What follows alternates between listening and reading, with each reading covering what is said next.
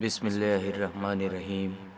رسول اللہ صلی اللہ علیہ وآلہ وسلم نے فرمایا، ایک دوسرے سے بغض نہ رکھو، ایک دوسرے سے حسد نہ کرو، ایک دوسرے سے روگردانی نہ کرو، اور اللہ کے بندے یعنی ایک دوسرے کے بھائی بن کر رہو۔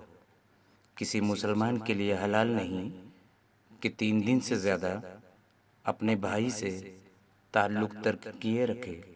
سیدنا عبداللہ بن عمرو بن عاص رضی اللہ عنہ سے روایت ہے، رسول اللہ صلی اللہ علیہ وآلہ وسلم نے فرمایا، ہر وہ آدمی جو بدمزاج، متکبر، مال و دولت جمع کرنے والا اور بخیل ہو وہ جہنمی ہے، اور جو لوگ دنیاوی لحاظ سے کمزور اور مغلوب سمجھے جاتے ہوں وہ جنتی ہیں۔ ابو امامہ رضی اللہ عنہ سے مرفوع مروی ہے، 3 آدمی ایسے ہیں جن کے فرض و نفل اللہ تعالیٰ قبول نہیں کرے گا۔ نمبر 1 والدین کا نافرمان، نمبر 2 احسان جتلانے والا، نمبر 3 تقدیر کو جھٹلانے والا۔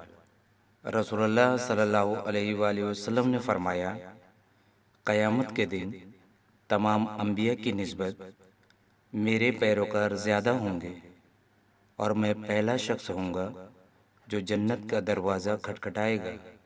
سیدنا ابو ہریرہ رضی اللہ عنہ کہتے ہیں، رسول اللہ صلی اللہ علیہ وآلہ وسلم نے فرمایا، ادنیٰ مرتبہ کا جنتی وہ شخص ہوگا کہ اللہ سے کوئی خواہش کرے گا تو اس سے کہا جائے گا، تمہارے لیے یہ بھی ہے اور اس کی مثل اور بھی، حتیٰ کہ اس کے دل میں یہ بات ڈالی جائے گی کہ فلاں فلاں چیز مانگ۔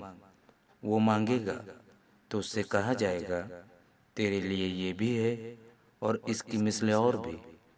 ابو سعید خدری رضی اللہ عنہ کہتے ہیں، رسول اللہ صلی اللہ علیہ وآلہ وسلم نے فرمایا، اس سے کہا جائے گا، تیرے لیے یہ بھی ہے، اس کے ساتھ 10 گنا اور بھی۔ پیارے دوستو، مزید احادیث ویڈیوز اور حوصلہ افزائی کے لیے ہمارے چینل کو لازمی لائک اور سبسکرائب کریں۔ بہت بہت شکریہ۔ السلام علیکم۔